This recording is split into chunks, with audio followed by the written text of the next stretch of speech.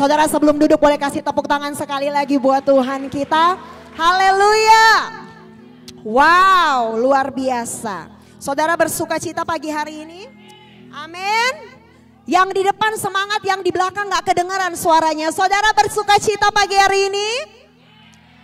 Amin. Ekspresi orang yang bersuka cita pasti ada senyuman di wajahnya.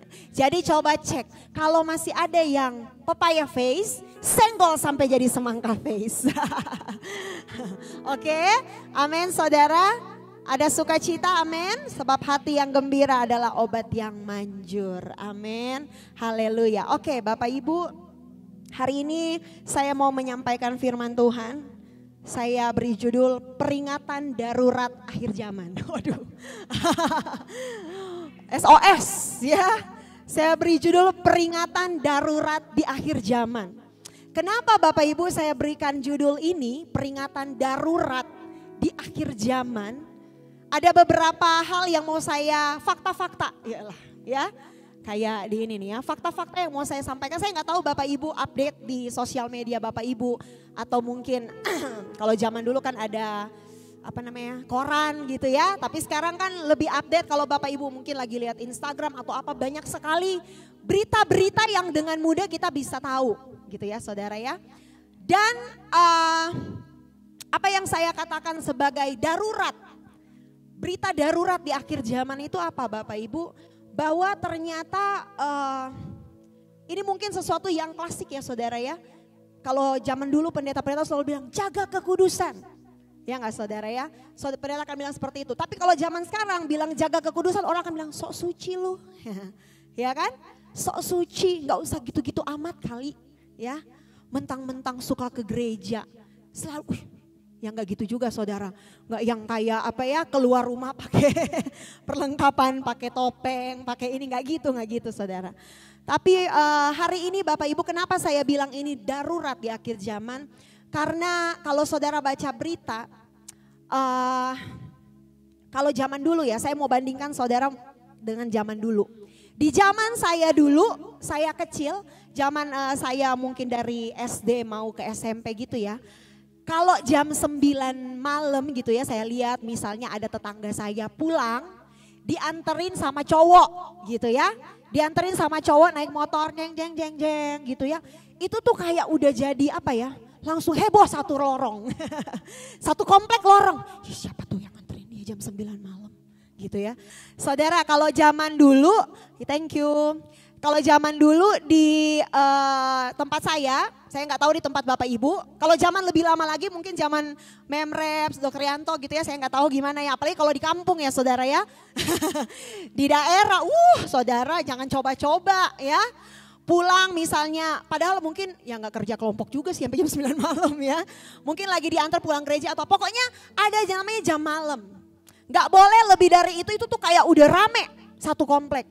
Itu siapa ya? Apalagi saudara lebih dari jam itu. Langsung itu tante lagi ngupas cabai besok pagi ya. Lagi ngupas bawang. Saudara jadi trending topik mereka. Sambil emak-emak ngupas bawang, ngupas cabai. Tahu nggak itu yang tadi malam dianterin sama siapa? Tante-tante punya mata udah mulai ngelirik-lirik gitu ya. Bahaya kalau mama-mama udah pegang pisau, pegang bawang, pegang cabai. Dan saudara pulang jam segitu. Nah saudara lah yang akan jadi topik utama pembahasan mereka. Ya saudara, lalu apa lagi saudara? Kalau dulu saya ngobrol sharing-sharing sama Peter ya. Gak ada teknologi kayak sekarang. Handphone yang kita bisa akses dengan mudah gitu ya. Kalau zaman dulu, mohon maaf saudara, kayak video porno ya.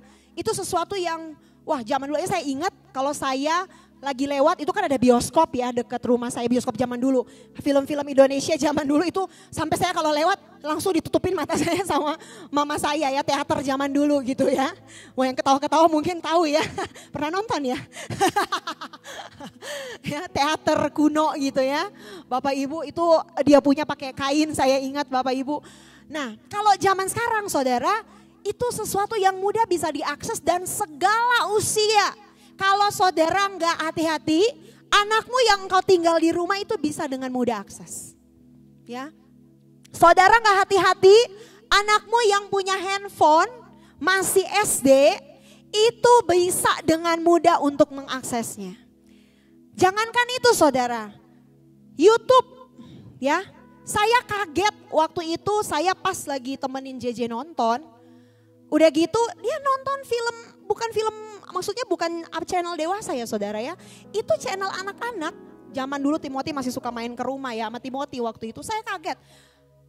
Itu tontonannya kontennya konten anak-anak, tapi tiba-tiba ad-nya suka muncul kan ya. Iklannya muncul, tapi iklannya itu dia promosi game, tapi adegannya itu adegan orang dewasa saudara. Mohon maaf ya.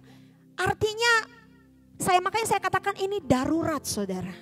Darurat di akhir zaman yang jemaat Tuhan perlu aware, gereja Tuhan perlu aware, hamba-hamba Tuhan perlu aware, orang tua perlu aware, guru-guru sekolah minggu perlu aware, guru di sekolah perlu aware, semua kita perlu aware akan hal ini saudara.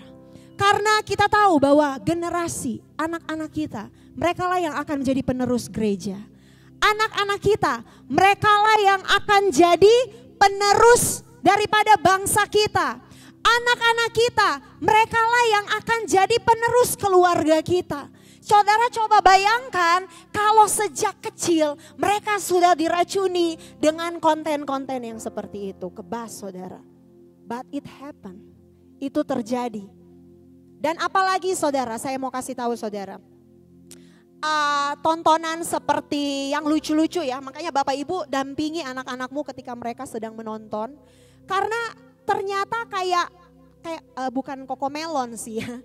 Ada kartun dia seperti Cocomelon.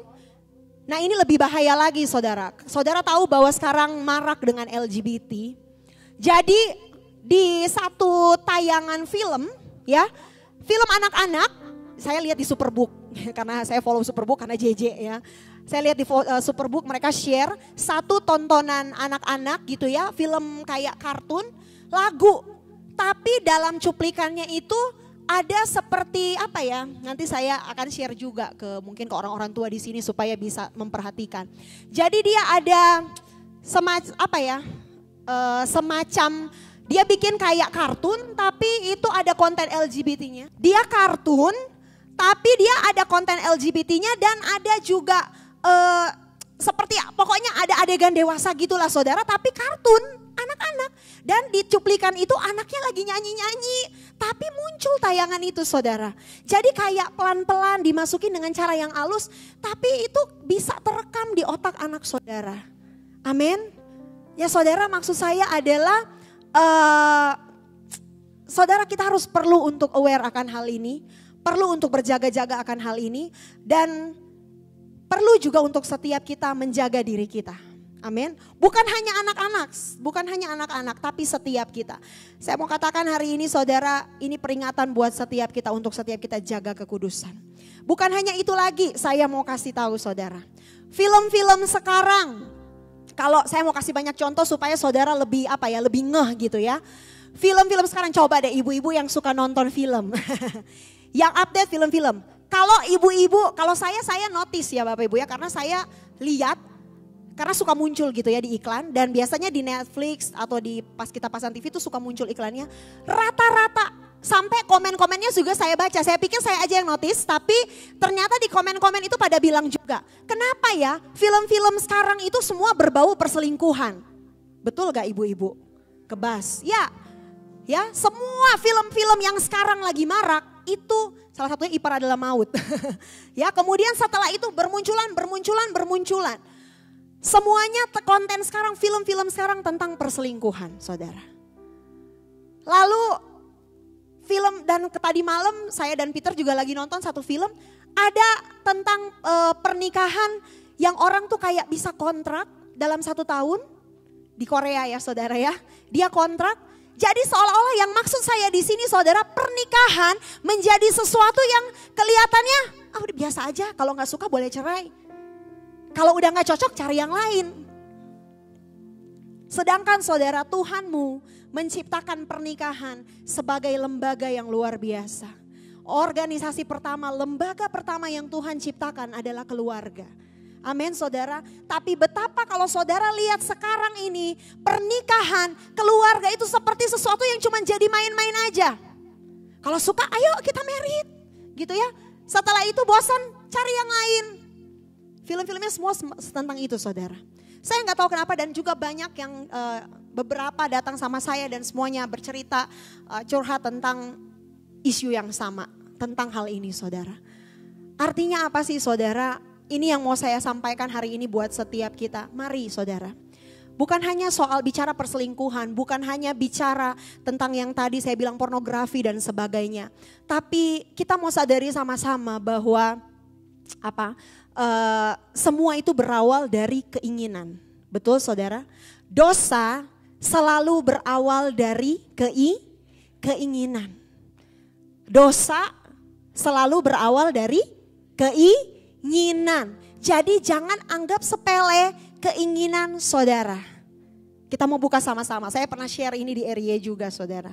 Yakobus pasal 1 ayat 14 dan 15. Yakobus pasal 1 ayat 14 dan 15. Dikatakan di sana, tetapi tiap-tiap orang dicobai oleh keinginannya sendiri. Karena ia diseret dan dipikat olehnya. Dan apabila keinginan itu telah dibuahi, ia melahirkan apa? Dosa. Dan apabila dosa itu sudah matang, ia melahirkan maut. Jadi saudara, makanya kenapa saya katakan bahwa hati-hati dengan keinginan saudara. Jangan anggap sepele keinginanmu. Karena ternyata dari keinginan kecil saudara itu yang tidak kudus.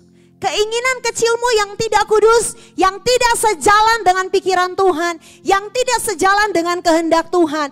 Pada akhirnya, ujung-ujungnya apa saudara? Sekali lagi katakan dengan kencang, maut. Jadi jangan anggap sepele bapak-bapak. Bapak-bapak lagi scroll Instagram, nge-like misalnya ya. Kepencet mah. Bapak mama ya. Ibu-ibu tiba, kamu kok nge-like konten kayak gitu sih? Kepencet, gak sengaja. Ya, tiba-tiba minggu depan lagi, kok kamu nge-like lagi? Kepencet lah. Gimana ya saudara ya, kepencet berkali-kali gak sengajanya. Ya. Oke saudara, hati-hati. Cuman karena keinginan mau nge-scroll saudara, ujung-ujungnya bisa saudara cari lebih dalam lagi. Dan itu bisa menjadi pintu awal daripada maut, kebas. Apalagi saudara, gak cuman bicara soal hal-hal seperti itu. Tapi soal apa lagi saudara keinginan kita? Ibu-ibu, saya juga. Lagi scroll Shopee, ya. Lagi aduh banyak banget yang pengen dibeli, ya kan? Beli, masukin keranjang. Keinginan ya kan, perempuan apalagi. Mau pakai baju bagus, sepatu bagus, mau punya panci yang bagus, lemari yang bagus, ya. Keinginannya banyak, datang sama suaminya. Pak mau ini. Suaminya udah pusing. Gajinya segini, permintaan istrinya segunung. Ya saudara ya, apa yang terjadi? Karena keinginan istrinya pengen dipenuhi sama suaminya korupsi. Kebas. Sedih ya saudara ya. Istri adalah maut itu namanya. Aduh kebas ya. Saya berdoa istri-istri tempat ini tidak seperti itu. Amin. Soleha cenaya. Soleha. Amin saudara. Hati-hati dengan keinginan saudara. Anak-anak muda juga sama. Ya, keinginan mau tahu apa sih ini, sesuatu yang baru, pengen tahu. Tapi engkau nggak tahu itu menjadi jerat buat saudara yang pada akhirnya kata firman Tuhan tadi. Dan apabila keinginan itu telah dibuahi, ia melahirkan dosa. Dan apabila dosa itu sudah matang, ia melahirkan maut. Bilang sama diri saudara, keinginanku harus selaras dengan keinginan Tuhan. Amin. Keinginanku harus selaras dengan kehendak Tuhan. Katakan amin. Amin saudara. Dan hari ini kita mau belajar sama-sama. Yang saya mau katakan, kita mau sama-sama jaga kekudusan. Amin saudara. Kita jaga kekudusan karena ini sesuatu yang di akhir zaman ini sulit dicari. Zaman dulu saudara, orang kumpul kebo itu memalukan. Tapi zaman sekarang orang bisa hari Minggunya naik mimbar, seminggu dia tidur sama pacarnya di tempat kosnya. Mohon maaf saudara. Itu terjadi, kebas dalam nama Yesus. Ya, ini terjadi karena saya melihat itu ada di dekat saya, saudara. Kita berdoa sama-sama di tempat ini, setiap kita mau jaga kekudusan. Suami-suami jaga kekudusan, istri-istri jaga kekudusan, anak-anak jaga kekudusan, anak-anak muda jaga kekudusanmu. Karena firman Tuhan berkata, kuduslah kamu sebab aku kudus. Amin, saudara. Nah, kita mau belajar, saudara. Apa sih pintu? Nah ini saya bahas di awal. Pintu untuk menuju keinginan yang tidak selaras sama kehendak Tuhan. Itu awalnya katakan dari mata. Apa saudara? Mata. Bilang jaga mata. Pegang mata saudara. Bilang Roh Kudus, tolong jaga mataku. Amin. Saudara ingat kisah Hawa? Saudara ingat kisah Hawa? Apa yang pertama kali membuat Hawa pada akhirnya mau makan buah itu? Karena mata. Hawa lagi jalan-jalan cantik di Taman Eden. Ya, tiba-tiba matanya tertuju kepada buah yang dilarang sama Tuhan. Semakin Hawa lagi lewat, lagi jalan gitu ya. Mungkin awalnya Hawa gini, cuman gini gitu ya, jalan lagi gini. Tapi dia penasaran, dia liatin terus kok kayak menarik gitu ya. Nah kadang-kadang dosa kayak gitu kan saudara. Lama-lama saudara lihat dari yang tadinya saudara, enggak. Tapi karena sering saudara lihat, saudara gak jaga matamu, akhirnya wah menarik nih, disamperin. Ya saudara, kebas. Semua berawal dari mata. Hati-hati jaga mata setiap kita. Hati-hati dengan apa yang engkau lihat. Di tempat yang tersembunyi sekalipun Tuhanmu melihat. Amin. Di tempat yang tersembunyi sekalipun Tuhanmu melihat. Amin saudara. Jadi jangan saudara pikirkan katanya dinding aja bisa berbicara. Dan jangan lupa ada hole in the wall. Nanti ada yang ngintip saudara loh. Ya. Jadi saudara jaga mata setiap kita. Jaga kekudusan matamu. Karena kadang keinginan itu bermula. Keinginan untuk melakukan dosa bermula dari mata. Kita juga mau lihat sama-sama di ayat firman Tuhan Lukas 11 ayat 34. Saya bacain aja buat saudara. Lukas 11 ayat 34. Matamu adalah pelita tubuhmu. Jika matamu baik, teranglah apa? Seluruh tubuhmu. Tapi jika matamu jahat, gelaplah tubuhmu. Saudara, jaga mata saudara. Mata saudara salah. Jika matamu jahat, gelap seluruh tubuhmu. Jadi ternyata mata adalah pintu saudara. Pintu awal dosa masuk dalam hidup kita. Karena itu jaga setiap mata kita. Kalau engkau tahu ngeliat konten-konten yang negatif bikin engkau jatuh, jangan lihat. Amin. Sesimpel itu aja saudara. Walaupun saya tahu perjuangannya sulit. Betul. Gak mudah untuk kita menjaga itu. Tapi saya percaya di dalam kita ada Roh Kudus. Bukan kuat, bukan gagah kita, tapi firman Tuhan berkata oleh Rohku. Selama engkau undang Roh Kudus hadir dalam hidupmu, saya terlalu percaya Roh Kudus mampukan saudara untuk menjaga matamu. Supaya engkau enggak melihat hal-hal yang sebenarnya enggak harus engkau lihat. Sehingga engkau menjaga seluruh tubuhmu tetap terang.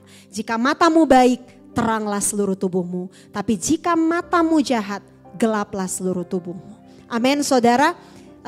Kita akan buka di Kejadian pasal 39, satu cerita yang sudah sangat familiar, yang saudara mungkin sudah sangat tahu tentang siapa saudara? Yusuf. Yusuf di mana? Di rumah Tante Poti. Yusuf di rumah Potifar. Ya, saudara mungkin sudah tahu cerita ini. Yusuf mendapat kepercayaan, dia tinggal di rumah Potifar, seorang penguasa di Mesir. Dan di situ ada istrinya, ya saudara. Di situ ada istrinya, kita mau lihat sama-sama apa yang Yusuf lakukan. Jadi kita lihat di ayat mana ya? Ayat 7 ya. Di ayat 7, Kejadian 39 ayat 7 dikatakan, selang beberapa waktu istri tuannya apa? Memandang Yusuf dengan berahi lalu katanya, marilah tidur dengan aku. Ayat 8, tetapi Yusuf menolak. Sampai situ aja saudara. Mata istri Potifar memandang Yusuf ya. Tapi apa yang Yusuf lakukan di sana? Yusuf pandang balik saudara. Ketika mata istri Potifar sedang memandang, ya, dia kebaskan rambutnya. Yusuf, ya kan? Manggil si Ucup, ya, Ucup, ya, gitu ya, rambutnya panjang. Kan katanya cantik istri Potifar ya, saudara ya. Mulai dia berjalan perlahan-lahan, ya. Ini cosplay saudara, kebas. Jadi istri Potifar. Yusuf nggak gini, iya tante, diliatin sama Yusuf. Tapi apa dikatakan di sana?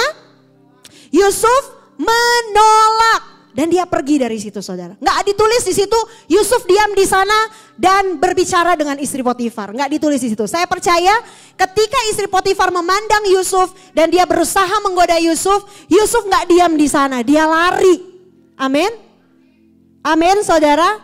Jadi jaga mata kita ketika matamu mulai menggodamu untuk jatuh pada keinginan yang tidak sesuai dengan kehendak Tuhan, lari dari sana. Amin saudara, katakan lari. Lari. Jangan diam di situ dan liatin terus. Lama-lama keinginanmu bisa muncul. Amin. Makin saudara liatin, makin saudara pengen. Dulu zaman kita kuliah, saya nggak tahu pernah cerita nggak ya di sini. Peter sama teman-teman pada bilang tuh, teman-teman cowok ya, katanya nggak boleh liatin cewek lebih dari 3 detik. Katanya gitu. Nggak boleh lihat cewek itu lebih dari 3 detik. Saya nggak tahu itu artinya apa ya. Mungkin mereka sedang menjaga mata mereka ya saudara. Nggak boleh katanya. Jadi bapak-bapak jangan, kenapa bapak-bapak terus ya? Bapak-bapak lama-lama dendam nih sama saya. Ibu-ibu juga sama ya. Ibu-ibu juga sama. Lagi scroll-scroll Instagram suka yang lihat yang berotot-berotot. Ya kalau mungkin masih, kalau Kiting gak apa-apa kali ya, Kiting kita kasih dispensasi. Kiting soalnya belum ada yang punya. Kiting sedang membanding-bandingkan ya, pilih mana mana yang cocok ya. Oh Kiting gak apa-apa lah. Ya tapi kalau istri-istri jangan ya. Karena dari keinginan, dari mata saudara bisa jadi ingin memiliki. Jauhkan Tuhan, kebas dalam nama Yesus. Jaga mata. Yang kedua saudara, jaga telinga. Bilang jaga telinga. Ya. Cerita yang sama, 2 cerita yang sama. Ular ya. Ular kan berbisik sama Hawa. Tapi Hawa menyediakan telinganya untuk mendengar. Yang sering kali membuat keinginan itu bisa menguasai kita. Kita diam di situ, kita dengerin iblis bisikin. Gak kayak Yusuf lari saudara. Yusuf jaga mata dan dia lari dari situ. Karena di Kejadian 39 ayat 10 kita buka sama-sama. Kejadian 39 ayat 10. Di sana dikatakan walaupun dari hari ke hari perempuan itu membujuk Yusuf, tapi apa? Yusuf tidak, sekali lagi tidak apa saudara? Tidak mendengarkan bujukannya itu untuk tidur di sisinya dan bersetubuh dengan dia. Yusuf tidak membiarkan telinganya mendengar bujukan itu. Katakan amin. Jadi kalau, jangan bapak-bapak lagi deh. Nanti pulang dari sini saya dihadang sama bapak-bapak. Ibu-ibu misalnya. Biar seimbang ya. Karena nanti bapak-bapak ada yang terakhir. Tetap aja. Ibu-ibu lagi pulang arisan ya. Lagi pulang arisan gitu ya. Terus udah gitu temennya bisikin, malam kita itu yuk party yuk. Ya kan suami lagi di luar kota. Lagi kerja, party yuk. Party saudara ya. Atau apa lagi misalnya ya. Dari situ dikatakan firman Tuhan bilang lari ya. Karena apa saudara? Banyak kejadian dari party-party itulah saudara. Banyak akhirnya ibu-ibu akhirnya ketemu sama brondong. Jagung brondong.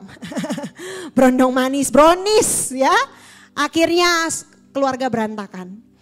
Kebas saudara. Ya ini yang terjadi saudara. Makanya firman Tuhan hari ini mengingatkan kita jaga juga telinga saudara. Amin. Atau misalnya apalagi, saudara mungkin tak banyak contoh-contohnya. Tapi kenapa saya fokus di sini? Karena ini yang paling banyak terjadi sekarang. Dan juga paling banyak menghancurkan rumah tangga yang saya bilang tadi. Pernikahan adalah lembaga yang kudus, yang dipersatukan sama Tuhan, yang harus dijaga. Anak-anak muda juga sama. Amin saudara, dari sekarang kita belajar bahwa pernikahan itu bukan main-main saudara. Itu bukan saudara, ya bukan buat main-main. Kalau engkau gak siap lebih baik jangan menikah. Amin. Kalau saudara gak siap lebih baik saudara jangan menikah. Tapi ketika engkau memutuskan masuk dalam pernikahan. Saudara ketika engkau dipersatukan dalam pernikahan, engkau berjanji di hadapan siapa? Di hadapan pendeta, di hadapan Tuhan dan jemaatnya. Saudara janji nikah. Saudara Tuhan kita Tuhan yang sangat memegang perjanjian. Amin. Tuhan kita Tuhan yang sangat pegang perjanjian. Jadi hari ini jangan main-main dengan pernikahan saudara. Jangan main-main dengan hidupmu. Jangan kasih telingamu untuk mendengar yang engkau tahu itu bisa menjadi salah satu pintu untuk masuknya dosa. Keinginan menguasai dan ujung-ujungnya maut saudara. Kebas dalam nama Yesus. Amin. Amin. Tidak ada di tempat ini. Amin. Nah, kebas tidak ada. Semua di sini anak baik-baik. Oke, yang ketiga jaga mulut. Bilang jaga mulut. Jangan di sini saudara, nggak usah denger lah, aku kan belum menikah, nggak apa-apa. Ini keinginan ini saudara bukan keinginan yang pada akhirnya menghasilkan dosa dan dosa yang pada akhirnya menghasilkan maut. Ini bukan cuma soal bicara tentang saudara, jatuh dalam dosa perzinahan, bukan. Saya juga berbicara di sini tentang semua hal keinginanmu yang pada akhirnya membawa engkau pada dosa yang ujungnya maut. Kebas dalam nama Yesus. Kalau hari ini saudara dengar firman Tuhan ini, jangan keraskan hatimu dan bilang, oh ini buat dia bukan buat saya. Enggak saudara, datang sama Tuhan, akui di hadapan Tuhan dan bilang, Tuhan aku mau keinginanku selaras dengan keinginan Tuhan.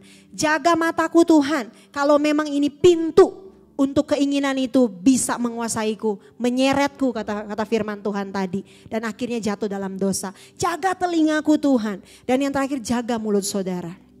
Amin. Karena di ayat saudara, kalau orang mau buat kesepakatan itu harus bilang iya, betul kan? Kalau mau membuat kesepakatan itu mengaku kan? Kayak kita aja percaya Yesus, kita mengaku dengan mulut, percaya dalam hati kita. Artinya ada pengakuan, kita menjawab iya. Amin saudara, tapi saya berdoa di tempat ini setiap saudara kita tidak berkata iya terhadap dosa. Dengan mulut kita tidak sepakat dengan dosa. Dengan hati kita tidak sepakat dengan dosa. Bukannya saudara tiba-tiba pulang dari tempat ini saudara jadi orang yang tiba-tiba saudara mengasingkan diri karena takut berdosa. Enggak saudara. Firman ini bukan buat judge saudara. Firman ini bukan buat bukan buat sok suci, bukan. Tapi memang harus disampaikan saudara karena inilah tugas gereja. Inilah tugas hamba-hamba Tuhan untuk mengingatkan saudara. Untuk setiap kita jaga kekudusan kita. Amin saudara. Kenapa kita harus jaga kekudusan? Kenapa kita harus jaga kekudusan? Saya dengan cepat saudara. Yang pertama, karena setiap kita adalah anak-anak Allah. Amin. Kenapa kita harus jaga kekudusan anak-anak muda? Yang kencang.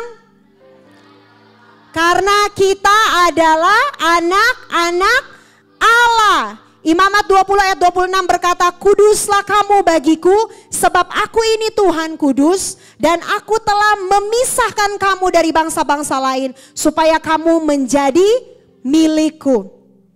Kata kudus itu dari bahasa Ibrani berarti kados saudara, artinya terpisah, tidak tercampur dengan yang lain. Siapa yang percaya saudara ketika engkau terima Yesus, engkau dipisahkan. Amin. Ketika engkau terima Yesus, engkau tidak sama dengan dunia ini. Percaya? Amin saudara. Ketika engkau terima Yesus, engkau percaya dalam hatimu, engkau mengaku dengan mulutmu Yesus adalah Tuhan dan Juru Selamatmu, engkau dikhususkan. Di sana dikatakan tadi Imamat bilang engkau jadi miliknya Tuhan. Suami, istri, orang tua, anak-anak muda, hamba-hamba Tuhan, saya sendiri, Lydia, dengar. Engkau orang yang dikhususkan. Engkau miliknya Tuhan. Galatia 2 ayat 20 berkata, hidupku bukannya aku lagi, melainkan Kristus yang hidup di dalam aku. Ketika saudara mempercayai Yesus, di situ saudara mengakui bahwa hidupmu bukan milikmu lagi, saudara. Hidupmu milik Tuhan. Amin. Hidupmu milik Tuhan, jadi hati-hati dengan hidup saudara. Hati-hati dengan hidup saudara. Karena engkau orang yang dipilih sama Tuhan. Engkau orang yang dikhususkan sama Tuhan. Jangan karena hal sepele, hanya perkara keinginan saudara. Engkau ikut sama dunia ini. Engkau ikut sama dunia ini. Hanya karena engkau mau diterima sama teman-temanmu. Karena dibilang gak gaul lah. Dibilang gak asik lah. Ya saudara, anak-anak muda kan sekarang gitu ya. Kalau gak ikut-ikutan dibilangnya gak gaul, gak keren, gak asik. Tapi memang kadang kalau kita mau berbeda dari dunia, karena kita sekali lagi bukan berasal dari dunia ini. Kita miliknya Tuhan, kita kepunyaannya Tuhan, dikhususkan. Kita dikhususkan. Untuk apa? Kita jadi terang buat dunia. Kita kasih lihat dunia, ini seharusnya hidup yang Tuhan mau. Amin. Bukan engkau ikut sama dunia jadi serupa dengan dunia. Kata firman Tuhan, jangan engkau menjadi serupa dengan dunia ini. Tapi berubahlah oleh pembaharuan budimu. Supaya engkau tahu mana kehendak Allah dan mana yang bukan. Amin saudara. Karena engkau bukan milikmu lagi. Aduh, ku bukan milikku lagi. Jadi ingat lagu ya saudara ya. Engkau bukan milikmu lagi saudara. Engkau dirimu, walaupun saudara ini, saudara berjalan kayak saya nih, saya sendiri. Tapi hidupmu bukan punyamu. Ketika engkau kasih hidupmu sama Yesus, hidupmu milik Tuhan. Engkau dikhususkan, engkau dipilih untuk satu rencana yang mulia. Jadi jangan karena keinginan yang gak bisa engkau kuasai, dari mata, telinga, mulutmu engkau sepakat. Rencana Tuhan yang seharusnya begitu indah, begitu besar buat hidupmu, engkau buang sia-sia. Kebas saudara. Karena saya percaya setiap kita sejak semula Tuhan menetapkan kita, kita dipilih ya saudara. Kita dikhususkan untuk apa sih? Jadi agennya Tuhan, bawa kerajaan Tuhan di bumi ini supaya dikenal. Saudara dan saya miliknya Tuhan untuk bawa Yesus dikenal di mana-mana.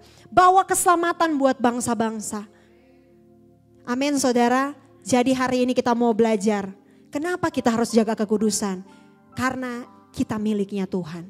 Kita sudah dipilih, kados, kita dikhususkan. Kita dipisahkan dari dunia ini. Supaya kita jadi orang-orang yang bawa terang. Kita jadi orang-orang yang bawa Kristus dikenal. Amin. Sebagai suami, kalau saudara mungkin punya teman-teman, bapak-bapak yang lagi ngumpul punya teman-teman yang bilang, ayo dong gini, gak asik.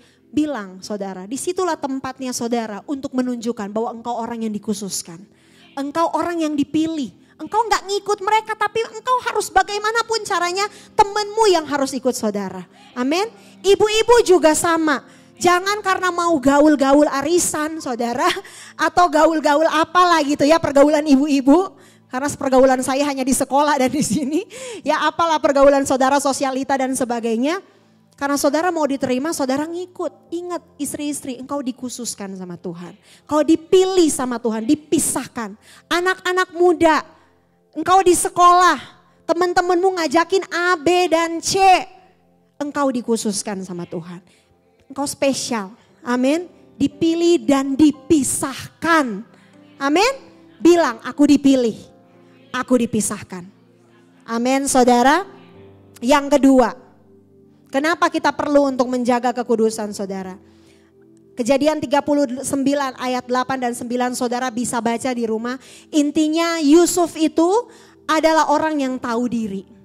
Dia tahu bahwa dia dikasih kepercayaan sama Tuhan. Dia tahu dia dikasih kepercayaan sama Tuan Potifar. Jadi dia gak mau ketika istri Potifar menggodanya, Yusuf menolaknya. Karena dia tahu, dia orang yang tahu diri saudara.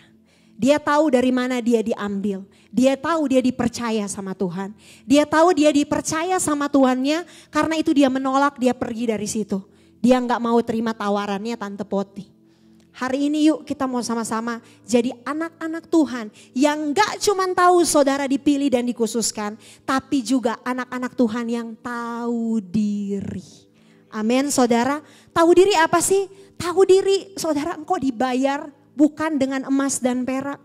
Hidupmu ditebus bukan dengan harta dunia ini. Hidupmu ditebus dengan darah yang mahal saudara. Amin. Hidupmu ditebus dengan darah yang mahal. Apa yang Yesus lakukan di kayu salib itu gak bisa ditukar dengan keinginanmu yang apa ya saudara ya. Keinginanmu yang sebentar, enaknya sebentar tapi ngerusaknya panjang. Amin saudara. Dosa itu enaknya bentar, tapi bawa masalahnya bisa seumur hidup saudara dibuat masalah sama dia. Kebas saudara. Hari ini yuk putuskan dalam hidupmu. Putuskan sekali lagi, anak-anak muda, orang tua, semuanya putuskan saudara. Engkau jadi orang yang tahu diri, tahu berterima kasih sama Tuhan. Anugerah itu, saya suka bilang ya, anugerah itu cuma-cuma tapi itu gak murahan. Jangan karena berpikir engkau, oh ada anugerah, ada kasih karunia, gak apa-apa lakuin dosa, besok bisa bertobat. Ya, gak apa-apa hidup dalam dosa, gak apa-apa hari ini ikutin keinginan kita. Sekali-sekali kan hidup cuma sekali, YOLO. You only live once, nikmatin dong hidup ini. Ya, pakai minum-minum, mabuk-mabukan, nge-vape atau apapun itulah namanya. Hidup gak kudus, kumpul kebo, atau gimana pun namanya saudara, you name it. Hidup cuma sekali, gak apa-apa kali nikmatin hidup, gak usah kudus-kudus amat. Nanti juga hari Minggu ke gereja bertobat, minta ampun lagi, Tuhan ampuni. Kan Tuhan Maha Kasih. Kan Tuhan penuh anugerah. No saudara. Ketika saudara tahu engkau ditebus, engkau dibayar, engkau dikhususkan. Tuhan harus datang ke dunia. Dia tinggalkan surga, dia datang ke dunia. Supaya apa saudara? Engkau dipisahkan. Supaya engkau dikhususkan. Darahnya tercurah, tebus setiap kita. Amin saudara. Jangan anggap sepele apa yang Yesus lakukan. Kadang-kadang mungkin kita ngerasa gini kali ya saudara ya. Oh itu cuma terjadi 2000 tahun lalu, saya juga gak lihat waktu Yesus ngalamin itu.